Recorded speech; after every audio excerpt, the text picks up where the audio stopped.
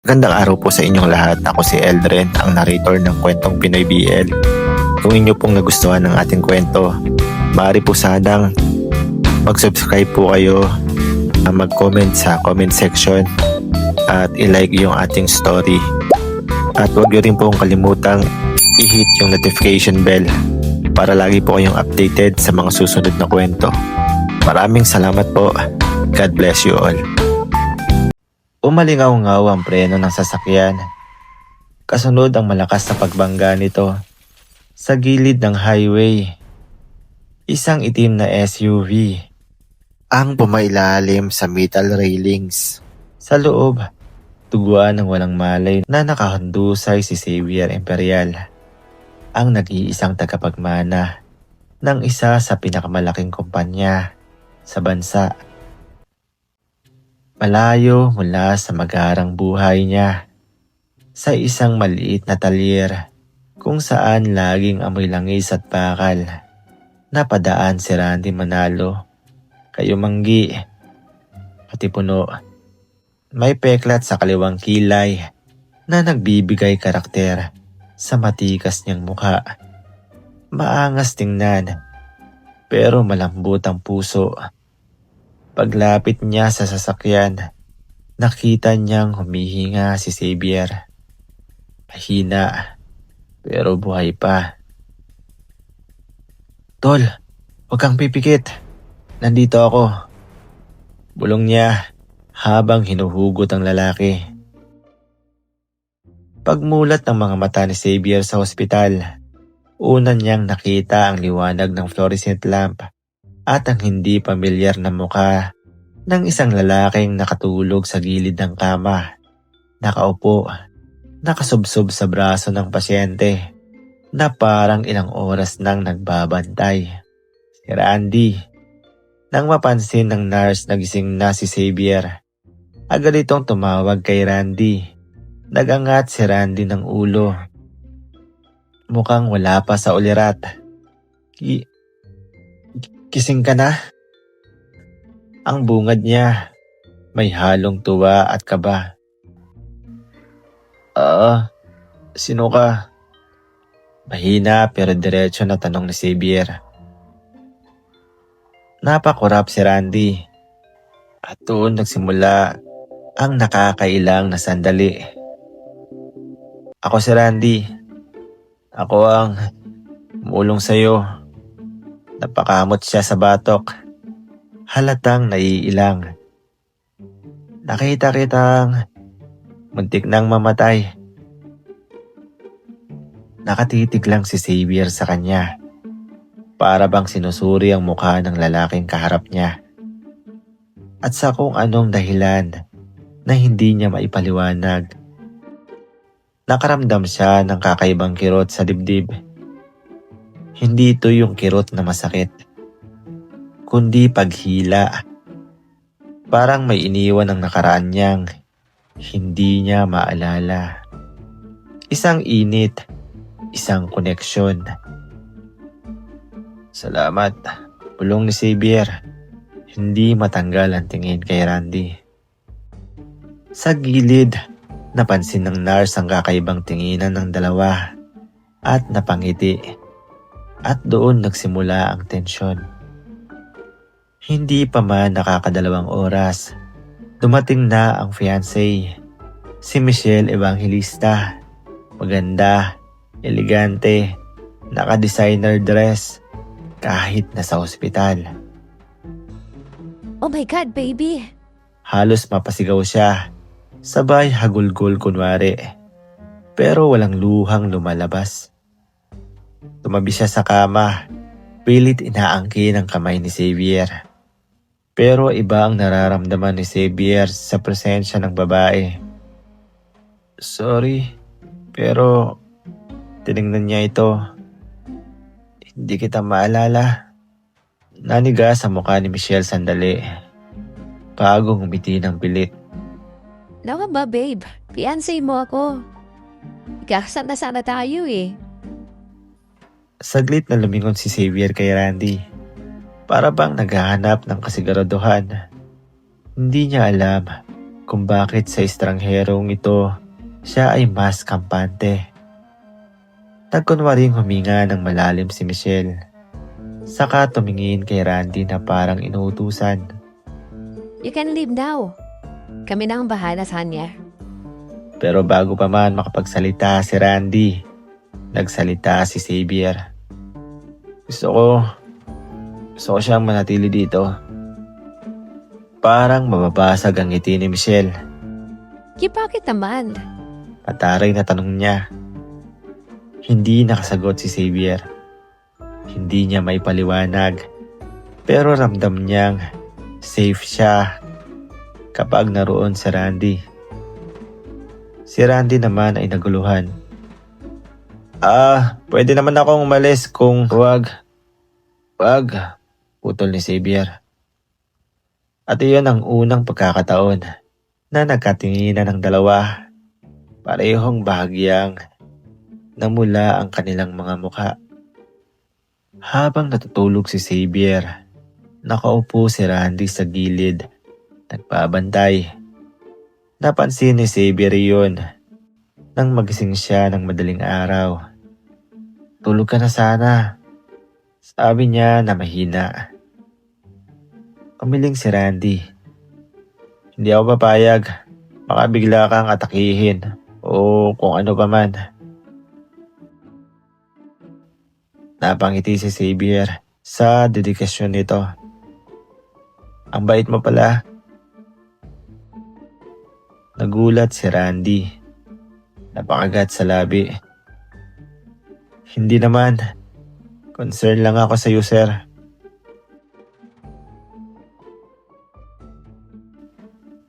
Tumahimik ang kwarto. Sumandal si Xavier. Bahagyang nakaramdam ng kirot at napahawak sa gilid. Agad lumapit si Randy. Uy, easy lang. Mas lumapit pa siya. Sobrang lapit na halos magdikit ang kanilang mukha. Nagtagpo ang mga mata nila. Hindi sila gumalaw. Hindi rin tumunog ang mundo. Hanggang sa may kumatok. Nag-urong silang pareho. Parehong mukhang nahuli sa akto. Pero may kakaibang kiliti sa dibdib nilang pareho. At doon nagsimula ang hindi maipaliwanag na tensyon. Isang hapon, tinulungan ni Randy si Xavier na maglakad papasok sa banyo. Hawak ka lang sa akin ha, sabi ni Randy. Pero pagpasok nila, nadula si Xavier. Agad siyang sinalo ni Randy. At dahil sa malamlam na ilaw sa loob ng CR, naging mabagal ang eksaktong sandaling iyon. Nakadikit ang dibdib nila. Humihinga silang pareho ng mabilis. At magkalapit ang muka. Randy, sandali. Baka mahulog ka, sagot ni Randy. Pero nanginginig ang boses. Hindi nila alam kung sinadya o natural. Pero unti-unti silang naglapit. Ang mga labi nila na halos magdikit. Hanggang sa Nandito na po yung gamot.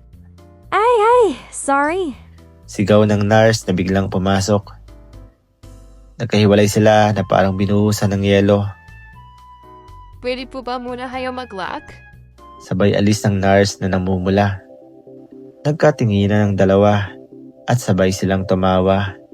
Pero halatang may init na hindi kayang itago. Tahimik na gabi. Randy, tawag ni Xavier habang nakahiga. Bakit mo ako tinulungan? Umupo si Randy. Kasi tao ka. At kung hindi kita iniligtas, hindi ko mapapatawad ang sarili ko. Pero alam niya sa puso niya, hindi iyon ang buong katotohanan. Hindi niya masabi na mula pa lang sa pagkakaligtas niya kay Xavier, may kakaibang paghila na siyang naramdaman. At si Xavier, hindi rin nagsabi ng isang bagay. Wala talaga siyang amnesia. Pero hindi pa iyon ang oras para sabihin.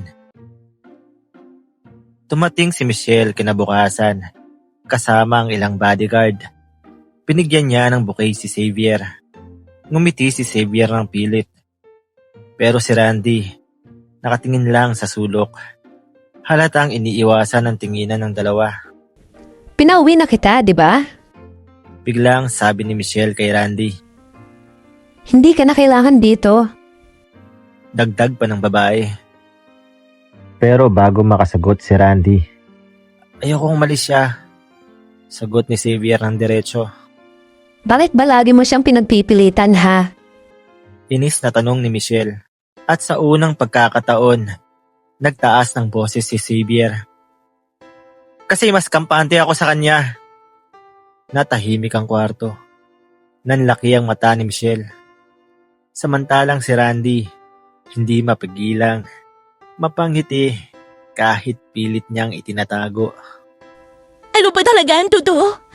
Halos pasigaw na sabi ni Michelle. Umiwas ng tingin si Xavier. Pero si Randy, alam niya at ayaw niyang unawain. Pero puso niya ang umaamin para sa kanya. Habang nag-aaway sa labas si Michelle at ang pamilya ni Xavier, naiwan ang dalawa sa loob ng kwarto. Tahimik. Randy, kung sakaling hindi ko man maalala ang nakaraan, maaari bang magsimula ng bago? Ano bang ibig mong sabihin? Tanong ni Randy. Lumingon si Xavier. Diretso ang tingin. Kung sakaling may gusto ako sa'yo. Parang binagsakan ng mundo si Randy. Xavier, lalaki ako. Alam ko. Mahirap lang ako. Hindi ko kailangan ng pera mo, Randy. Di ako sigurado sa nararamdaman ko. Pero, nararamdaman mo, hindi ba? Hindi nakasagot si Randy. Imbes, hinawakan ni Xavier ang kamay niya. Mainit, matatag, totoo. At doon niya na-realize, hindi na ito simpleng pasyente at tagapagbantay. Habang lumalalim ang koneksyon ng dalawa, lumalalim din ang pagdududa ni Randy kay Michelle. Isang gabi, nakita niyang may kausap itong lalaking mukhang bodyguard sa parking lot. Narinig niya, Dapat kasi ma'am, pagkatapos ng dasal nating ginawa, ayan tuloy. Parang hindi na matutuloy ang kasal dahil wala siyang mailala. Tanga ka kasi. ulalas ni Michelle. Puti hindi siya natuluyan. At doon nakumpirma ang hinala ni Randy. Tumawag siya sa isang pulis na pinsan niya, si Sergeant Rodel de la Vega. Nagplano sila at sa mismong araw na bumalik si Michelle para magdala ng kasunduan sa kasal. Pinwesto ng pulisya ang mga tauhan. Inilabas niya ang envelope na naglalaman ng mga dokumento. Maglilipat ng malaking shares kay Michelle. Pero bago niya maipasa, "Pulis! Walang kikilos!" Nagulat si Michelle at ang pamilya niya. Hindi nakagalaw at si Randy ang nagbigay ng signal. Yan sila. Sila ang may pakana ng aksidente ni Xavier. Tinangka ni Michelle na tumakbo pero agad siyang pinigilan. At doon, sumabog ang mukha niya sa galit. Xavier, gago ka. Minahal kita. Hindi mo ako minahal. Putol ni Xavier. Lumakas ang boses. Minahal mo ang pera ko. Tapos nun, tiningnan niya si Randy. At siya ang nagmahal sa akin ng walang hinihingi. Matapos ang iskandalo, Naiwan ang dalawa sa tahimik na kwarto. Xavier, sabi ni Randy. Pwede ka na raw umuwi bukas, sabi ng doktor. Buti naman, magandang balita yan. Tara, sa bahay namin. Tugon ni Xavier. Nagulat si Randy. Ha? Ano? Sa bahay nyo? Ibig ko sabihin kung papayag ka. Umiling si Randy. Hindi mo ako kailangang pasalamatan. Hindi ko ito gagawin dahil sa utang na loob, sabi ni Xavier. Lumalapit ng paunti-unti. May aaminin ako sa'yo. Huminga siya ng malalim. Hindi talaga ako nagka-amnesia. Nanlamig si Randy. Ano? Nalaman ko ang plano ni Michelle. Bago yung kasal, natakot ako. Kaya nagpanggap ako. Xavier, bakit hindi mo agad sinabi? Dahil gusto kong malaman kung sino ang totoo sa buhay ko. Lumapit pa siya na halos magdikit ang noo nila. At ikaw yun. Tahimik ang kwarto. Magkalapit sila. Magkahawak ang kamay. Randy, bulong ni Xavier. Pwede ba kitang halikan? Napalunok si Randy. Sigurado ka? Ngumiti si Xavier. Oo naman. Hinawakan ni Xavier ang mukha ni Randy. Dahan-dahang lumapit. At doon, nagtagpo ang labi nila. Mainit, malambot, puno ng damdamin na matagal nilang tinago. Hindi yun bastos. Hindi rin marahas. Isang paghalik na parang pag-amin ng dalawang pusong matagal nang nagtatago. Pagsuko, pagyakap, pagmamahal. Nag-init ang sandali. Nagyakap sila. Nagkalapit ang katawan. Ramdam ang tibok ng isa't isa. Pero hindi lumagpas sa dapat. Sapat para ipakitang sila ay tunay na umiibig. Sa huli, tinanggap ng pamilyang imperial si Randy, isang lalaking walang yaman. Pero may busilak na puso. Si Michelle at ang kanyang pamilya ay nalagay sa kulungan. Nalantad ang pinakamalaking sindikato. At sina Xavier at Randy lumipat sa isang maliit ngunit komportableng kondo malapit sa ospital. Sa unang gabi nila sa bagong tahanan, magkatabi silang natulog. Walang takot, walang lihim, walang pagdududa. Randy, bulong ni Xavier habang nakayakap. Salamat sa pagligtas sa buhay ko at sa puso ko. Ngumiti si Randy ng napakatamis. Salamat din kasi minahal mo ako at hinayaan mong mahalin kita. At doon nagwakas ang kwento. Hindi sa trahedya, kundi sa totoong pag-ibig na ipinaglaban.